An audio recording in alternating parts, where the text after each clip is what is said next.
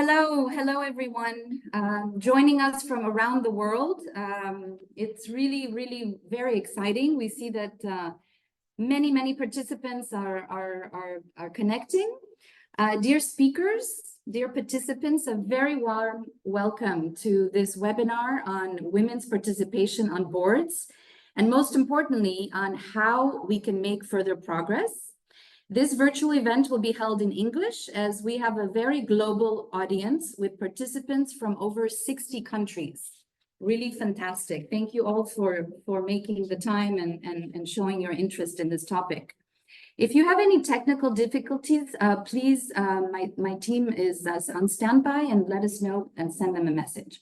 So my name is Fianna Jourdan. I'm a senior policy analyst in the OECD Directorate for Financial and Enterprise Affairs, in the corporate governance team for now over 25 years, and leading our work on women on boards.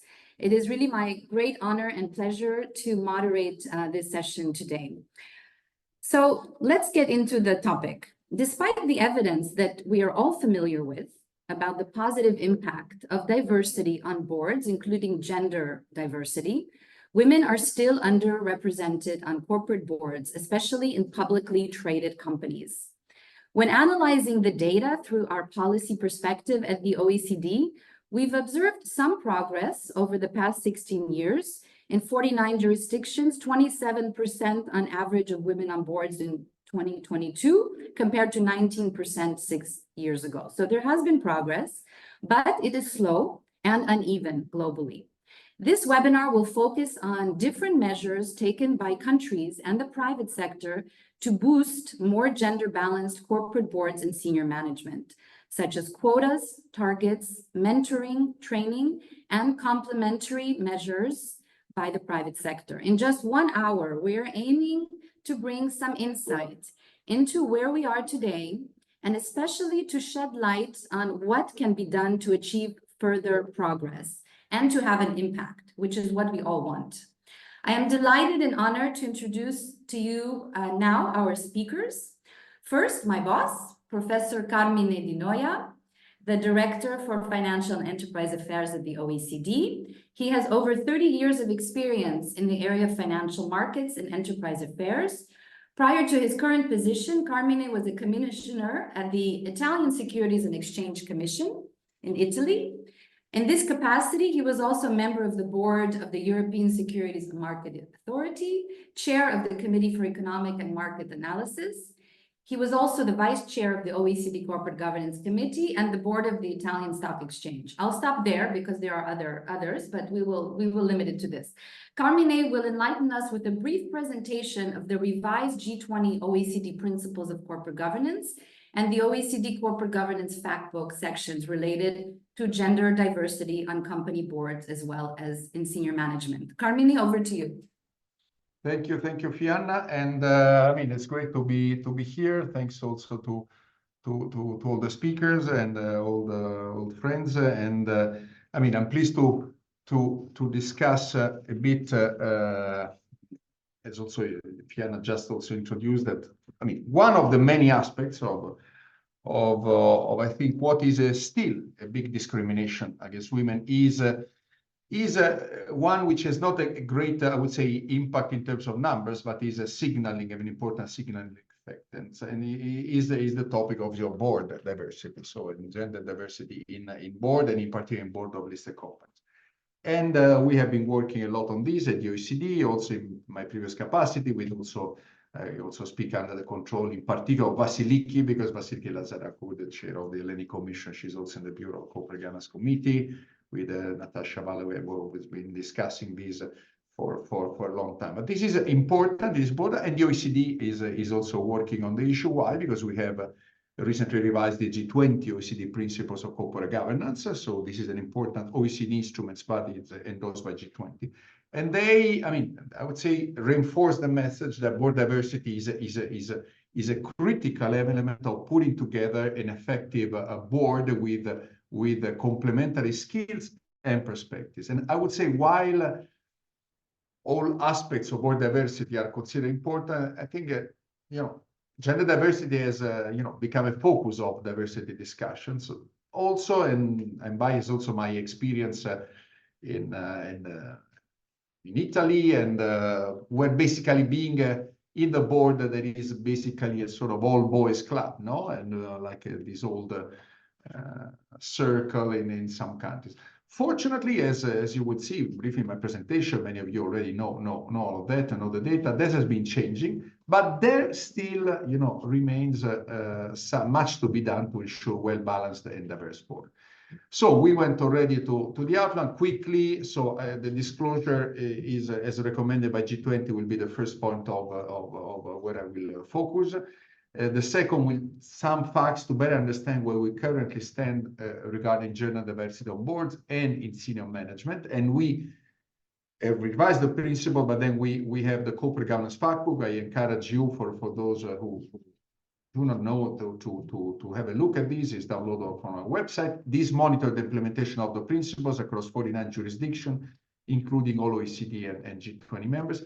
We updated it every 2 years, and the last version came out in September 2023, and I would say is a great tool to review progress made by jurisdictions, including via mandatory quotas and on voluntary targets for the gender composition boards and senior management. And then lastly, we conclude by highlighting complementary measures, including public and private initiatives, policies and programs to help women reach leadership position in the corporate sector. So let's move to next slide. So on the measures. And okay, you move or I move? Okay, I think they're moved from the side. Okay, perfect. Obviously, Fianna, you enforce against your boss. If I'm the usual talkative guy, Italians, they are used to do it. Now, the G20 principle. So first of all, okay, as Luis Brandeis was saying, sunlight is the best of disinfectants. So it's important disclosure, and disclosure as a means also to force a bit and behavior. So the principles recommend disclosure of the gender composition of boards. According to the fact that jurisdictions are increasingly adopting measures to encourage women participation on corporate boards and in senior management. And let me just already say that this is the big issue. Most often, so via disclosure requirements and regulatory measures, such as mandated quotas and voluntary targets. Again, Italy on this, I lived the experience of having the law in the parliament. We discussed a lot on it. There were different opinions, but I think has been, in fact, an important factor of changes in the boards. Now, with regards to disclosure requirements, some numbers, 60% of the 39 jurisdictions of the factbook, they have mandatory provisions, so for disclosure requirements, for publicly listed companies on gender composition of boards. While basically 27% mandate some sort of formal disclosure of the gender composition of senior management. 25% of the jurisdictions have no requirement or recommendation on the disclosure of gender composition of boards, or didn't provide at least any data on this. A higher number, so 63% of jurisdictions, they have no requirements or recommendation on disclosure of gender composition of senior management of listed company, or there are no data available. Next slide. Now, the G20 principles underline OECD principle that the board's responsibility to evaluate its own performance and composition, including, so with respect specifically to gender and other forms of diversity. Now, the principles also cite the tangible results achieved through establishing mandatory quotas or voluntary targets for female participation on boards. And by the way, following this approach, the OECD guidelines on corporate governance of SOEs, which have just been approved by the Working Party and will be under the exam of the Corporate Governance Committee, the 8th of April, and hopefully approved by the ministerial meeting in May at the OECD. They also recommend that the state establishes board nomination processes that contribute to gender and other forms of board diversities in SOEs, which can also be achieved through mandatory quotas or voluntary targets. This is for SOEs, so irrespective of their being listed. In practice, 15 of the 49 jurisdictions surveyed in the factbook have established mandatory quotas for women's participation on boards of listed companies. And of the 15, 4 jurisdictions, France, Iceland, Italy, and Norway, requires at least 40% of women on boards. and six other require between 20 and 35%, and 5 mandate at least one female director. Notably, jurisdictions have adopted a range of approaches to promote greater gender diversity on boards. Notwithstanding the policy approach, we have seen significant progress by many jurisdictions since 2017, even in those without quotas or targets. While binding quotas, you see the graph, yielded the highest level of gender diversity on average over the last 6 years, jurisdictions applying targets or adopting other measures to encourage gender diversity have experienced a similar rate of growth in level of gender diversity, while starting from a lower base. What is encouraging, I have to say, is also the third line. Basically, you see in any case, irrespective of measures, in any case, an increase in gender diversity, which is in any case good. Next slide. A significant boost also is expected, if we see the EU framework, with a new directive to improve gender balance amongst directors of listed companies, setting quotas, so binding quotas for large listed EU companies, so with more than 250 employees. These will require at least 40% of the underrepresented gender among non-executive board members, or 33% among all directors, by actually June 30, 2026. And in addition, the directive mentions gender imbalances at the senior management level and recommends increasing the number of women in senior management positions. And this can also expand the pool for recruitment to director positions. Next slide. And I'm about to finish here. Now, the progress achieved in jurisdictions with no quotas or targets in place shows that alternative and complementary measures can also play an important role in achieving results.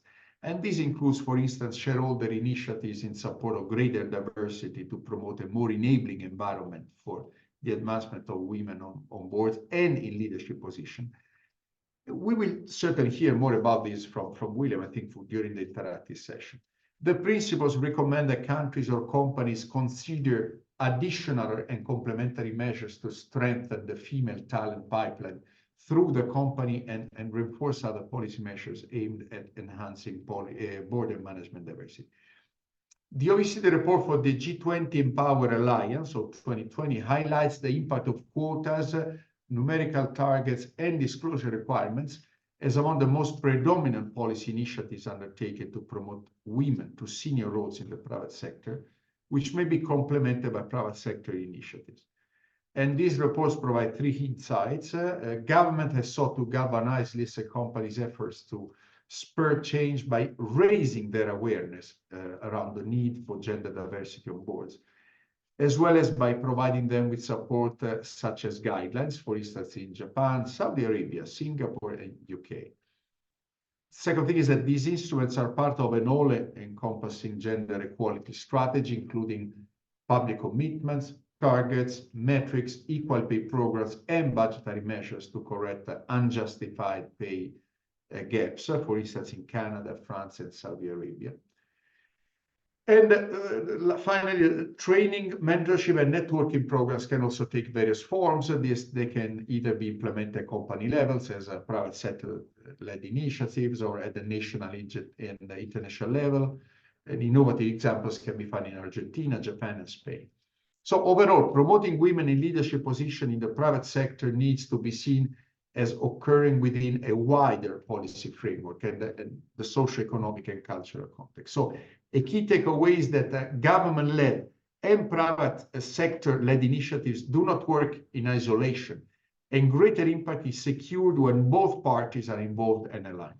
So the commitment and complementary practices of the private sector are also key to bringing about the changes in culture and practices that we all aim for. So I stop here. Thank you, and I wish you an interesting seminar. I will try to attend all of it. I may go to our council because I have to one point in the agenda was delayed from the morning discussion, and I apologize ex ante for that. Jana, back to you. Thanks. Thank you so much, Carmine, for setting the stage with respect to the policies and data that we have observed in OECD and G20 countries and how they are advancing or not with respect to diversity on boards and in senior management. Now, with further ado, I would like to give the floor to our co-host, Hedwig Nuyens, the chair of the European Women on Boards Network. Hedwig is a long-standing advocate for gender diversity. She wrote a book back in 2005 on the glass ceiling. In 2013, she was elected chairwoman of BNP Paribas Women's Network. She has more than 35 years of experience in the banking industry and finance, and she also heads the International Banking Federation. So without further ado, I'd like to give the floor to you, Hedwig, to give us a sense of what is happening at the private sector. How can we inspire boards to drive change? Because I saw there was a comment already in the chat that, you know, maybe things are advancing, but there's still some dysfunctional boards. So tell us a little bit more what you guys have been doing through this fantastic toolkit that you've put together. Thank you. Thank you so much, Fianna. It's an honor to organize this event with you. And also thank you, Carmine, for the excellent introduction, because it's important to see what the OECD is doing at an international level. And we know a lot is changing now at European level. As the chair of European Women on Boards, I had the pleasure to step up the efforts of our organization to really make change happen. And we are a non-for-profit organization. NGOs play a very important role in this. And so I will try to explain indeed what we can do together with the European Commission to make that change at European level. As you say, Carmine, we really hope that a lot is going to advance. And so it's all about the question of this seminar. So women participation on boards and how we can have that further progress. And let me dive into the strategy that European Women on Boards has been deploying and stepping up. And that has been working on 4 different angles. And the first is exactly what you were saying, Carmine, the talent pool. And we said in 2 years' time, we are going to set up a talent pool of 1,000 women saying, I'm ready, I'm eager to move to the C-suite and the board.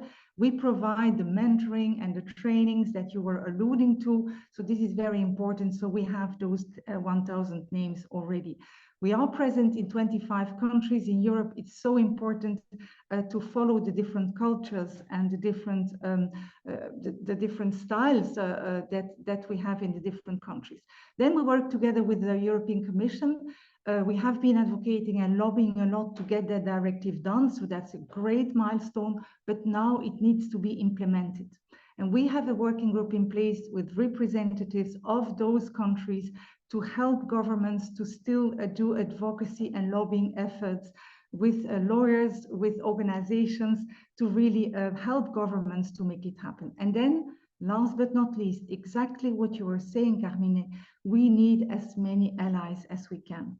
And allies, that means companies that want to change, relationship with the executive search, allies, male allies, of course, and then diversity in the broadest sense. We've not talked about that yet. It's not only about gender diversity, it is about diversity in general. So these are the 4 pillars of actions of European Women on Boards, and that is how we are convinced that we are going to make progress. One of the tools is publish research, publish a toolkit, and that is exactly what you said, Fianna. It is available on our website. We will also share it with the attendees in this webinar. A toolkit research with very practical information and very telling stories and graphs. First, what has been working? In line with what Carmine said, we know there is progress, but there is especially progress in the largest countries in the EU and in the largest companies. We also know that countries that have taken measures have progressed much better. And we also know that in those countries where you have a target, actually nearly all companies comply. So once that there is a target, companies just comply. We know that in those countries, it is about 36%, so nearly the target set up by the Commission. But there are also things that are not working, according to our research. As you said, if you don't take any measure, you will progress very, very slowly. And then, as much as we see progress in non-executive director positions, it is still very slow in terms of the executive director position. And that is why it is so important, as Carmine said, that we also have targets for senior management positions to really have that pipeline filling up. Very few non-executive directors under 50 years old, also very telling. So it's still considered something to do once you retire. It's not the case at all. We need corporate directors much younger, and there is lack of cultural diversity. So this is still something we have to work on a lot. Now, to put some more numbers, Carmine already said that there is so much difference between countries. That is what you see as well here. You have all the different countries in Europe, and we have 3 color codes. The light blue are indeed the countries with binding targets. Binding, it means if you don't get them, you have a penalty at the level of the corporates. And there you see that magically, once you have a binding targets, companies just comply. With France, well over 45% now, Norway, Italy as well. And you see light blue, it really works. It also depends, of course, at which level you have put the targets. In orange, countries with soft targets, that has worked pretty well in a couple of countries, like the UK. It's no, of course, no longer part of the EU, but they have been very active and very successful in setting a soft target. Denmark as well. But then you see at the right side of the chart, in the EU, all the countries in dark blue that so far did not have any target. With the complete extreme side of the chart, Cyprus and Hungary with less than 10%. So even in Europe, the differences are huge. And with the directive, we're going to see this all leveling up to 40% by mid-2026. So we have a very short deadline to realize the target. 2 other things I would like to share with you from our research. When we look at the difference between male and female board members, we see that actually male board members are on average older. So with the entry of female board directors, the average age is actually going down. So you see here in the younger categories, much more women that are actually younger entering the boardroom. And I think that's a very good thing. Second, we have been looking at how long are board directors staying in their job. So this is called the tenure. So you see here from all the male board directors in light blue, how long, for how many years have they been in their board position. And so you see that men, on average, stay longer. And that is not a good thing. In terms of corporate governance, you need people coming in, people going out. And with the board, the male board directors, you have male board directors who have been there for 10 years or even 20 years. So that's why it is so important to have those corporate governance principles from the OECD to really make sure that you have that regular assessment of what do we have and how can we rotate the mandates to really make sure we have the best candidates and that we have the skills that we need. Last but not least, 3 outcomes of interviews that we did with female board members. And the first is that it is essential to have a board chair that includes and embraces diversity. And that was also one of the comments of one of the attendees. Not only you need diversity, but if people are not heard, it doesn't really make any difference. So diversity is a beginning. We also know that it is much more complicated and complex to chair diverse teams, but the role of the board chair is essential. Second, transparency, as Carmine is saying, it's an essential part also of the directive. We will need much more disclosures, a much more transparent selection process, make sure that the best candidate is chosen and re-establish trust. And then last but not least, team building, helping diverse boards thrive. Corporate governance is a very important thing. It's not only about getting much more women in the board, it's about also getting much better boards, much better corporate governance, much more discussion, much more challenge. And then to finish with one quote that I received from a Czech board member saying, you know, they always say that we don't have women willing to enter a board, but actually that's not the case at all. We have many female talent available. The problem is that when they enter the boardroom, they change the dynamics. they raise much more questions. They are much better prepared, much harsher for themselves. And so it changes the board dynamic. And that's something that can be new, that can be seen as complicated, but it is essential to have a better corporate governance. So I would say, to conclude, EU directive is really important. We go for 40%, Carmine, not less. We go for a 33% in management positions, and we really believe, as not-for-profit, non-governmental organization, that we can make this happen. Thank you. Thank you so much, Hedwig. And indeed, we, like you said, we are all allies in this, and nobody can do it alone. Thank you so much for your insights and also the inspiring words. I really like this concept of inclusive boards, and I think that's something our committee, the Corporate Governance Committee, really endorses, and we'll hear soon from Vasiliki on that.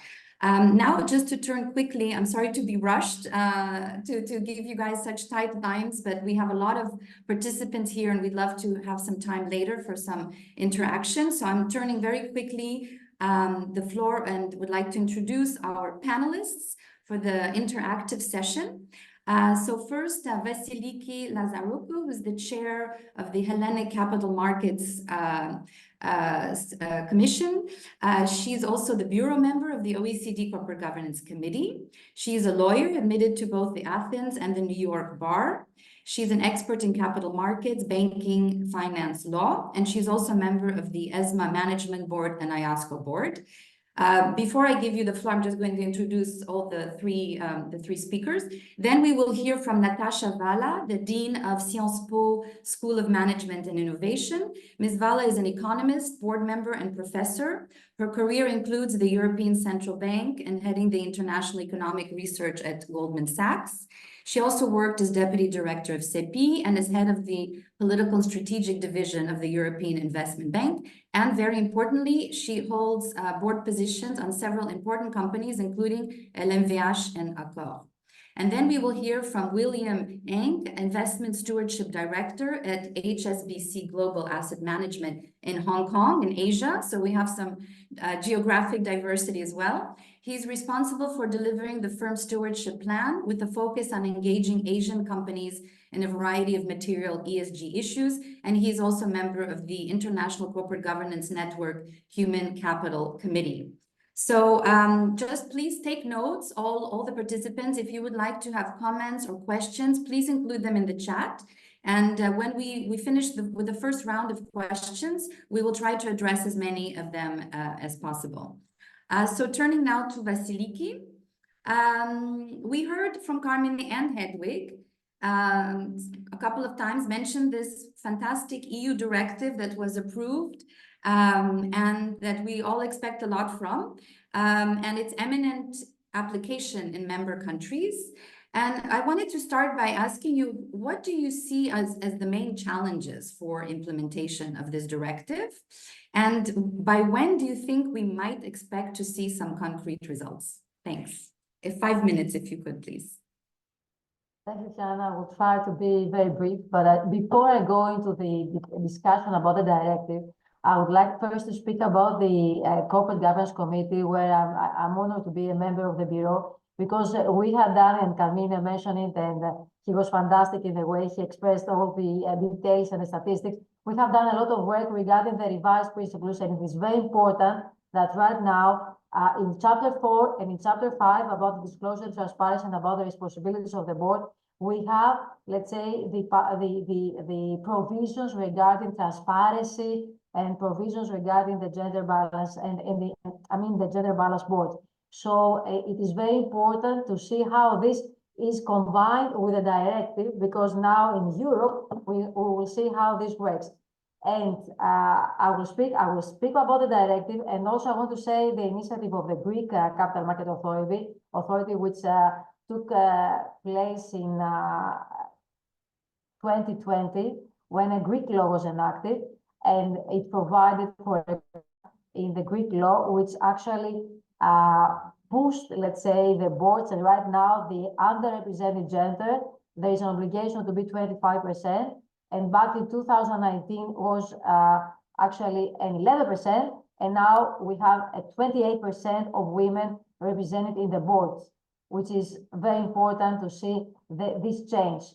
Now, why do I mention these issues? Because this is related to the implementation issues of the directive.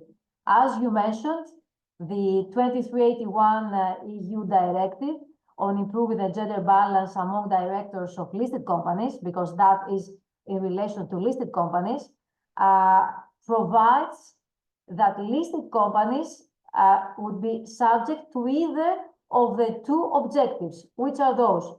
Either members of the underrepresented sex to be reached by 30 June 2026 to hold, 40% of non-executive directors, as Carmina mentioned earlier, or 33% of all directors. So we have an option to see which is going to be for each member state, either 40% of non-executive or 33% of all directors in a board. As far as the definition of executive and non-executive concerned, executive, of course, is the member that is engaged in the daily management of the company. So it is up to the countries to decide how to proceed on this. Now, the member states must publish by the end of 2024 the laws, regulations, and administrative provisions which are necessary to comply with this directive, which means that very soon all the member states in the EU will have to make sure that they proceed with the publication of the relevant legislation which implements the EU directive. So we're going to see changes very soon. Now, this is about the laws and regulations that are going to be adapted. On the other hand, the objectives should be, as I mentioned before, reached by 30 June 2026, which means that it gives some time to the corporates and also to member states, of course, to try to adjust their policies in order to make sure that they can meet the objectives of the directive. Now, what does this mean? It means that apart from the obligation, the obligation, of course, to adjust to what the EU directive says, the member states shall ensure that also that listed companies should set quantitative objectives with a view to improving the gender balance among the executive directors, and which is they should adjust the process for selecting candidates for the appointment of the positions, for the director positions. They have to make sure that in case we have candidates of the same gender, that means that the priority is given to the person that is, let's say, to the candidate of the underrepresented sex, or else they are obliged to inform the candidates why that person was not selected. And also there are other obligations, for example, the companies, the listed companies must provide information to the competent authorities once a year about the gender representation on the boards and regarding the measures that are taken with a view to achieving the applicable objectives. As well, they must publish that information on the websites in a let's say, in an appropriate manner that can be viewed by the investors. And also the listed company that has not achieved these objectives shall include the reasons for not achieving the objectives and explaining why they didn't meet these, let's say, objectives. So this is very important because there is a push to the companies, to the listed companies, to make sure that they, of course, follow the law, but which is to make sure that they require broader representation of the genders of the boards, which is here the optimum, and this is here what we want to achieve. And as Hedvige mentioned earlier, sometimes the quota can assist the countries to achieve this kind of targets. So I think that the EU directive, and for this reason also, we were inspired by the statistics. Hedvige showed some statistics earlier. So in Greece, we were inspired by these statistics. And this is why we also introduced, before even the directive, this mandatory quota, because we think that sometimes the women cannot really become members because there is this ceiling, as we all know, and they cannot become members of the boards. But if a mandatory quota is, let's say, in place, then it gives some layout, gives some help, some assistance to the women to make sure that they can be represented better in the board of directors, because right now the underrepresented gender in the boards is usually women. So this is in general what the EU directive provides. Also, I have to say that there is a provision that says that in case a country has already a law that provides for a 25% of all directors, or a 33%, if I'm not mistaken, of the non-executive, or a 30% of the non-executive directors, and then in this case, there is no reason, there is no, they can ask for a deviation of the enforcement, which means that they do not have, let's say, to proceed to what I mentioned before about with the 40% of non-executive and 33% of all directors. In Greece, for example, we are right now in the process of discussing how we're going to implement the EU directive, and we had a lot of discussions regarding this specific article, whether we're going to use this exemption because we already have this 25% for all directors. The opinion of the Capital Market Commission specifically is that it would be for the benefit of the Greek listed companies to make sure that they conform, let's say, they follow the directive and the 33% for all directors or the 40% for non-executive directors, because we think that it is for the benefit of the corporate world, let's say, to make sure that there is broader representation. We have seen a lot of studies where the value of this mixed composition is really very high. So we are of the view that we should follow the provisions and not make use of this, let's say, exemption, although we could, because we already have this national legislation. So in our view, it is very important. It is very important to make sure that we all support this gender balanced idea, the gender balanced board of directors. Thank you, Fiona. Thank you so much. I know there's so much to say, and especially because you and Greece are right in the thick of this. So this is a very timely discussion to have, and we really appreciate hearing your insights. I would like now to turn to Natasha Vala, the Dean of Sciences Po School of Management and Innovation. We heard earlier the numbers that while we do see some progress in some countries for women directors, but the numbers are very dismal when it comes to the C-suite. So given your experience in the hot seat, so to speak, in the boardroom, but also if you're, given your experience in the financial sector, how do you think we can strengthen this female talent pipeline throughout the company? And Hedwig mentioned this as well. So what do you see, concretely that can be done? Thank you. Thank you very much, Fiona, and well done for organizing this session. It's way too short, but it's a wonderful way to pick up those topics. On the question C-suite in relation to the board, I think there's a very deep connection that starts from the fact that when board members are selected, most of the times, not always, but most of the times, females or males, they are selected on the basis of their executive career and executive experience. So there's a bit of circularity here already to start with, because if the population of women in the C-suite is smaller, of course the candidates, I mean the candidates that are considered for board memberships, the pool is smaller, and therefore the starting point is a weaker one. I think now, if you take the thing in the other direction and look at how the progresses that have been made in the boardroom, and that was very well documented by all presentations so far, and I really welcome the fact that both OECD principles and EU legislation are there together to really make sure that we all move forward in the same direction, but also converge towards the same objective. I think there's a bit of a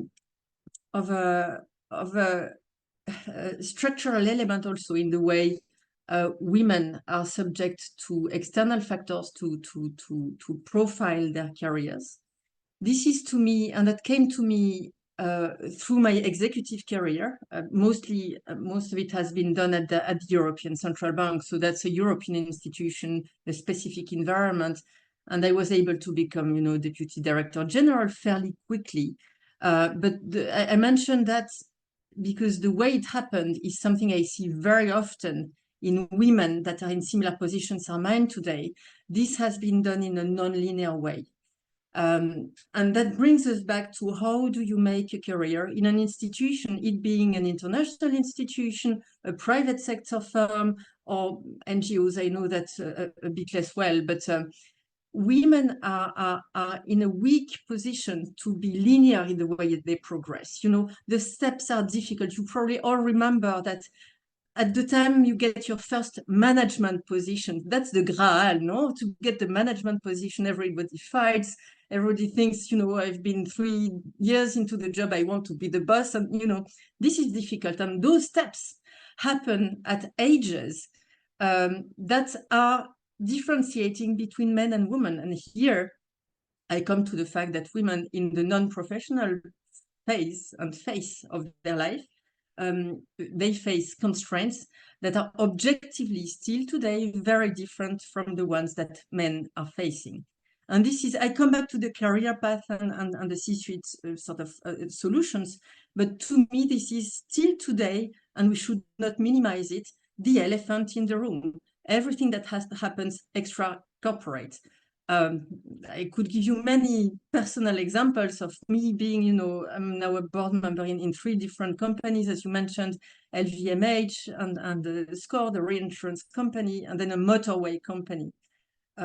Environments that are fairly, LVMH is a bit different, but fairly still masculine in terms of job profiles and sector. Many of the meetings happen, at times of the day or of the year that are still very inconvenient. On the day the school year starts, for example, or when things are not convenient, when you have responsibilities outside of your job and that you are the one to carry most heavily. So I think, one, policies that have to do with, the way to manage family in our societies are completely parallel, have to be thought in a parallel way to all the policies that are concerned with governance and the gender dimension of it. There's also a lot of things that we can learn, and we should bring that knowledge in from anthropologues, ethnologues, and sociologists. I'm an economist, so I've been in that battle, economists versus sociologists, and who is right and who is wrong for all my career. But I think there really is a knowledge to be shared here to make sure that we have the whole set of policies that are conducive to a society that make it possible for women to be at all steps of the career, development, in a position to claim the next step. And so that brings us to the positive of it, because you can always see a positive to such things. If you have to resort to non-linear ways or do the same thing in a different way, that makes you a lot more resilient. That gives you a distance to this, sort of corporate environment. And that is very helpful when you come to the board. Now, this brings me to the question of the quotas, because that was very well described by Vasiliki, but also Carmine introduced the numbers and the way the comparison across countries with the soft things and the hard things. I think I was not a fan of quotas to start with. For a long time, I thought that was useless and potentially counterproductive. I still think in some instances it can be counterproductive, but still without quotas, we wouldn't be where we are, in particular in a country like France. I mean, I can testify when I turned 40, that was the time when all those rules were becoming binding, and I got all those phone calls at that time. And some of those were very open to say, we need women. And I was a bit upset because I didn't want to be hired for that reason. But as a matter of fact, it has been conducive to structural changes in boards. And those structural changes, I'm very happy with what Hedwig was saying, are performative. the fact that we are that many and the diversity is becoming more and more the norm, that is really helping the dynamics of board meetings. I know I'm a bit too long, but I just want to add this.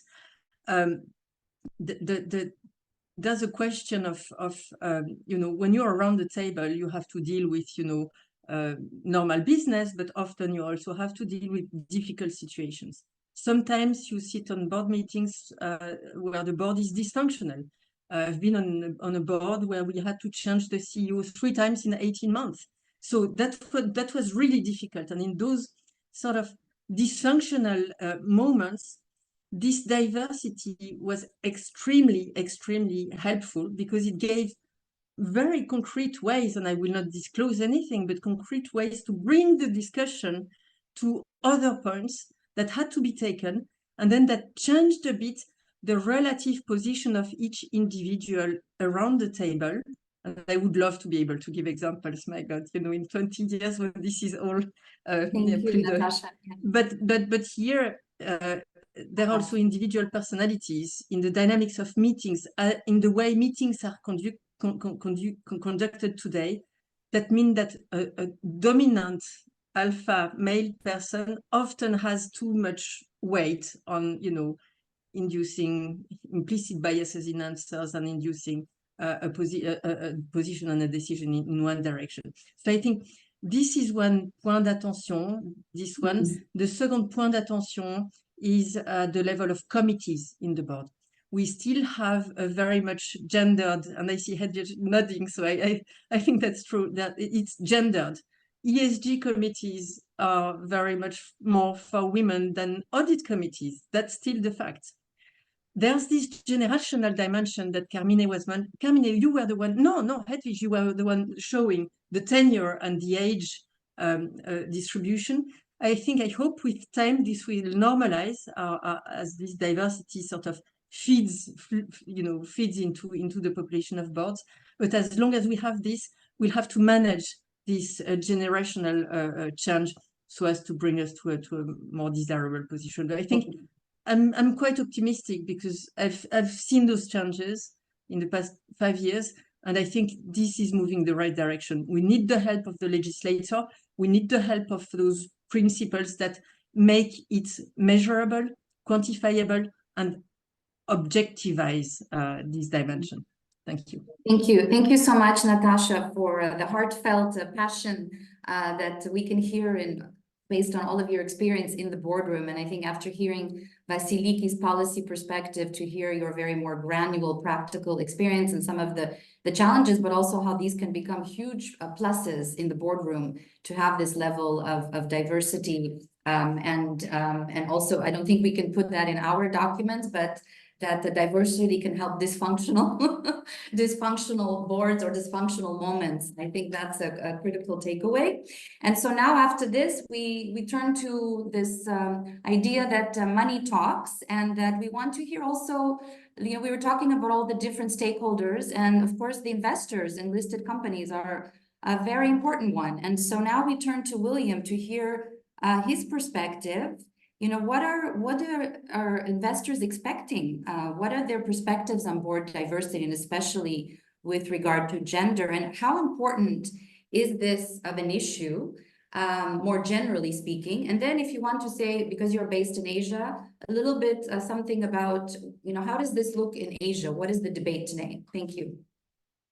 Thank you very much, Fiona, and very humble to join this panel. It's just been fascinating listening to everyone over the past 45 to 50 minutes so far. So I'm joining from Hong Kong, and as you say, I hope to share some of our perspectives from Asia. Maybe just a very quick intro in terms of my role. So I work with investment teams in HSBC Asset Management to engage with companies in our portfolios, listed companies in our portfolios, on a number of various ESG issues. And actually, board diversity, board gender diversity, as well as DE&I more broadly for organizations, are one of the key topics and themes that come up from a lot. So this is something that both, you know, a topic that we really care about, both internally within our firm, but also in terms of our investment portfolios, to how to increase and and sort of drive that diversity for better oversight of companies, better risk management, and ultimately contribute to long-term value for our clients' assets. And I think just echoing what Natasha has just said, one thing I wanted to maybe raise from an Asia perspective as well is actually we've seen a lot of regulatory change over the last few years in Asia. And one of those is actually around quotas for board gender diversity. We've seen that a number of markets actually either have mandated or will have rules around not allowing single gender boards.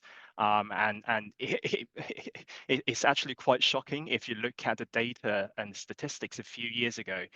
There's still quite a large proportion of male-only boards in a lot of the markets across Asia. So we are seeing actually a lot of movements from regulators or stock exchanges to move away from that and actually ask companies to introduce more gender diversity through at least having a female director, if not a female independence director. So for example, in Hong Kong, that rule will be coming to effect at the end of this year. And actually what we've seen over the last few years is if you look at Hong Kong, the market, the number of the percentage of female directorship was around 30% back in 2021.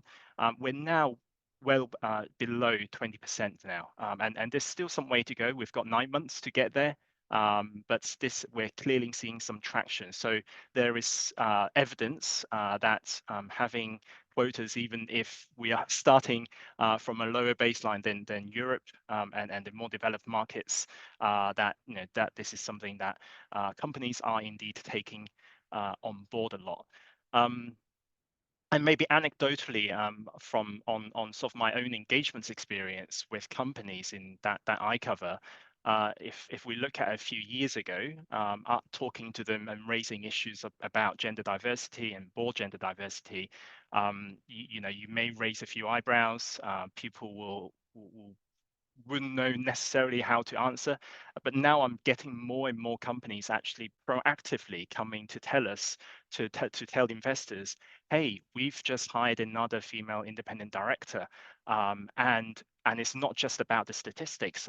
Obviously, that has helped them to elevate the percentage of female directors on their boards, but also telling us about, well, actually, this is how the profile of this director fits into the board, the value that they will have, the experience, and so on. So I think that is something is also quite interesting and really important from our perspective. We have voting guidelines.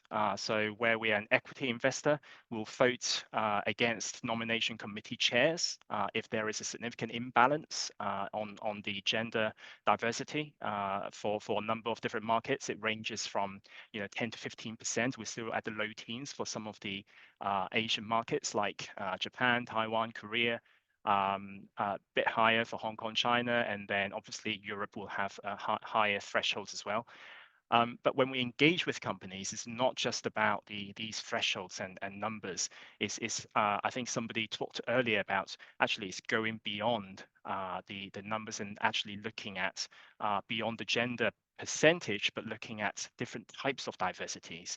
And that is really the crux and what will actually drive more value at the board level when you have that diversity of thoughts, the cognitive diversity in terms of problem solving, making decisions together, especially for major transactions, risk oversight, but also having that diversity of skills and experience and competencies.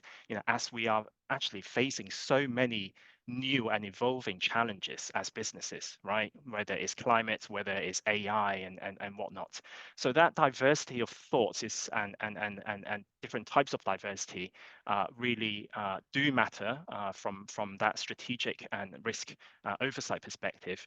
And the inclusion points I think raised earlier as well is important, because you can have all the diversity you want in a room, but if people are not able to speak up and have their views heard, even if you are an independent director, then it becomes less meaningful. So these are the kind of questions and conversations that we are having with companies as we engage with them, to make sure that the independent directors, the female directors that are coming in are able to exercise that independent oversight. And then maybe I'll just leave with one final thought, and we talked about this, Viana, before, which is it's quite interesting that so we're a member of an organization called the ACGA, Asian Corporate Governance Association in Asia. They published a piece of research a few months ago, and they were looking at the Hong Kong and Chinese markets and the top companies listed in these markets.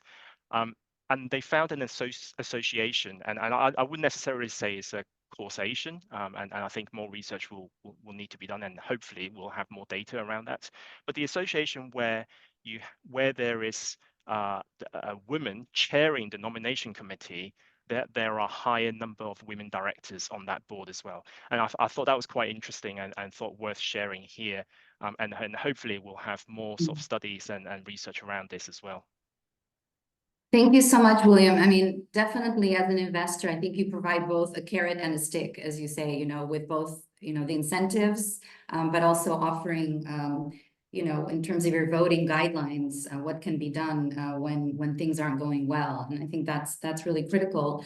Unfortunately, time flies when we're having fun. And although I had hoped we would have some time for a bit more interactive exchange, that's not going to be the case. But having said that, there have been a lot of questions in the Q&A, and thanks to Hedwig and other team members who have been answering them in the meantime. I hope you have had a chance to share your concerns, thoughts, points of view.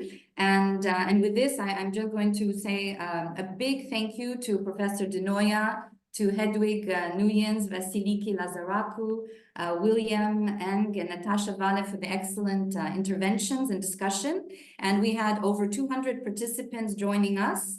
A special thanks also to my colleagues at the OECD, Antonio Gomez, Noemi Goteman, Daniel Bloom, and the comms and events team who have all made this event possible. It does take a village. And the journey continues. We hope you have all learned something new, and most importantly, that you've been inspired to make further progress in this important area of board diversity. And we wish you all a lovely, lovely rest of the day and evening to those in other markets. And this is to be continued. This is just the beginning. Thank you so much. Thank you. And you see that when a woman is chairing, let's say now the panel, it's on time and it's perfect. Thank you very much to all of you, and thanks to the panelists. Thank you. Thank you. Thank you.